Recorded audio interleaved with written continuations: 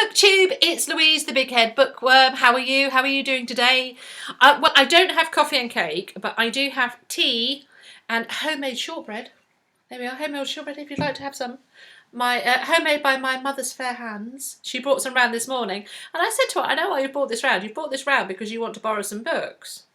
And she didn't deny it, but I didn't actually let her borrow any of the books that she wanted because they're all brand new, and she is a repeat offender of the spine-breaking kind. And I said to her, no, they're brand new. They're brand new, and until you stop breaking the spines of the books, I'm not lending you any more brand new books. And she's not going to stop, let's be honest. So, but she did bring me, I did lend her other books, don't worry. I did lend her other books, but she did bring me some nice shortbread, which I shall enjoy. I hope you have a snack. So, I don't know how this happened, BookTube. Between you and I don't know how this happened, but it did. I have new books. I've been picking them up and they're nice, and most of them are actually really reasonable. I am just a bargain magnet at the moment, for which I am very, very happy. And I'm sure you are happy too, because it means I get books and I show them to you. This is the first book I've got. It's Dying in the Wool by Frances Brodie, and this is the first Kate Shackleton book. I have previously got 3 Kate Shackleton books. I've got A Medal for Murder, A Woman Unknown, Death of an Avid Reader, but this is the first one, and I picked it up in a charity bookshop for a whopping 50p. And it's brand new, not been read. Kate Shackleton, these are set in 1920, so it's just after the First World War, so it is all, she's a lady investigator. She finds missing persons because of her circumstance, i.e. her husband, Gerald, never came back from the First World War, missing, presumed dead. She started to help other people find out what happened to their loved ones. This is set in Yorkshire, and she's an amateur photographer as well, and it's lovely. It's a lovely series, so I'm looking forward to that. Then I got 2 books. It was either £1 or 2 for £1.50, and I found 2 rather good ones. This is Joe Abercrombie's Half a King, a fantasy series. I've never read any Joe Abercrombie. I know I've seen them in the library, and I considered getting one out from the library to give it a go. These are, I don't know anything about it, apart from it's called Half a King, and it's by Joe Abercrombie, and I gather this is a trilogy, and it is, recommended by Robin Hobb, Patrick Rothfuss. It grabbed George R.R. Martin and refused to let him go. So I thought that was pretty good. 75p. I'm willing to give that a go.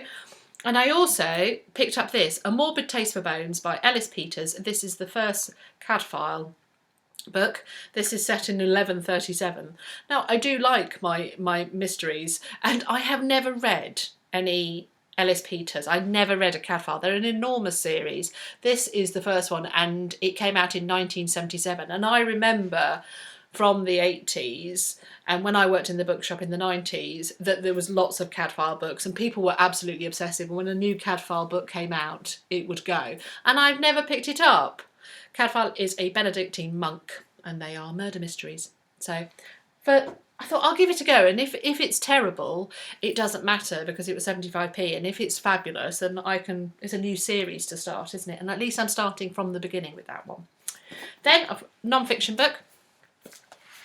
I've seen these floating around on BookTube. They have been out for a couple of years, but I think they're just gaining popularity at the moment, and I found this one for half price. So it should have been £16.99. It's called The Politics Book. It's a Dorling Kinsley reference book.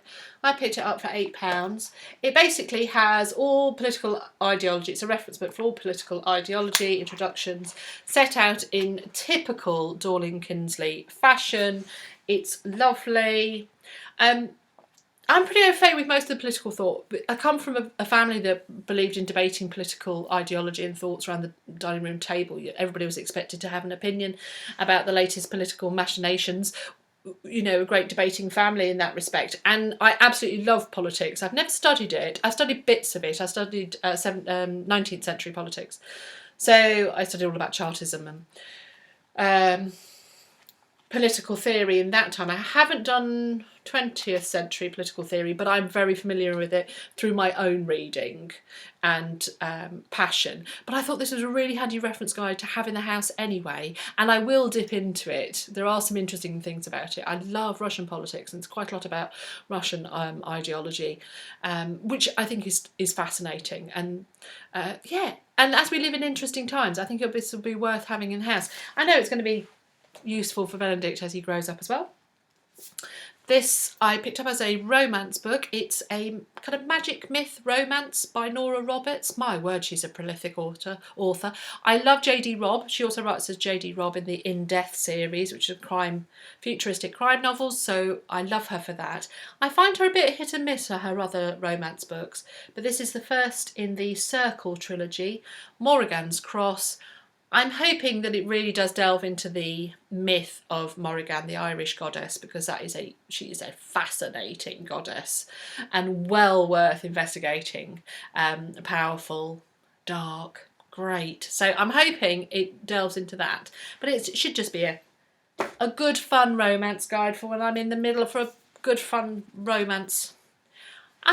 The Verdict by Nick Stone. This is a legal thriller, courtroom drama set in London. It's supposed to be Britain's answer to John Grisham. I haven't read any legal thrillers for ages. I went through a real stage at one point of really liking them, and I think I probably saturated myself somewhat. But I haven't read any for a while, and I thought I saw this recommended that if you really like legal thrillers, then Nick Stone's The Verdict is a good one to go for. It's a good chunky one, isn't it? 500. They don't do short thrillers nowadays, do they? More complex the better, I think it is. Sun's coming out, how nice. Next one I picked up is literary fiction Vanessa and Her Sister by Priya Palmer. Priya Palmer? That's right, Priya Palmer. Apologies if I've just got your name wrong, but I tried. Vanessa and Her Sister. This is about the Bloomsbury Group in the beginning of the 20th century, set in London, 1905. When I was younger, I was absolutely just fanatic about Virginia Woolf and Vanessa Bell and Clive Bell and Leonard Woolf, all the Bloomsbury Group and their Vita Sackville-West, and I read all of Virginia Woolf's novels and I used to be able to quote them, and I just adored the period. I mean, I really do adore the period, as you can tell by my mysteries, but I also have read a lot of fiction from that time, and I saw this, and it's a fictionalised retelling of the relationship between Vanessa and Virginia, who became Virginia Woolf. I read a biography, this isn't a new book, this is just a recommendation. I read a biography of Vita Sackville-West called Behind the Mask. I read it last year. It's by Matthew Dennison. I treated it for myself last birthday, not this birthday before, and I really loved it. So if you like the Bloomsbury and you're interested in that period and you want to find out more about them and the amazing ladies that were in the Bloomsbury Group, then I recommend this. It's called Behind the Mask about Vita. And then two more, both crime. In my wrap-up, I talked about Jacqueline Winspear and her book Elegy for Eddie, and that I wanted to collect the previous books in that series, which features the detective Maisie Dobbs, and I found this one. So this, I think, is the fourth. It's called The Mapping of Love and Death, and it's a Maisie Dobbs book. This is set in 1932. I've got a lot of First World War and between the wars fiction at the moment, and I find that period just utterly fascinating, and I love that cover. There's something about that. Cover. I don't know if it's the colours or, I mean, I love that 1930s look. So yes, I'm looking forward to that. I picked that up for £2. I am a bargain magnet. And the other one I picked up for £2 was, you see here, I have The Secret Place by Tanner French. The Secret Place by Tanner French. That is the fourth book in the Dublin Murder Squad.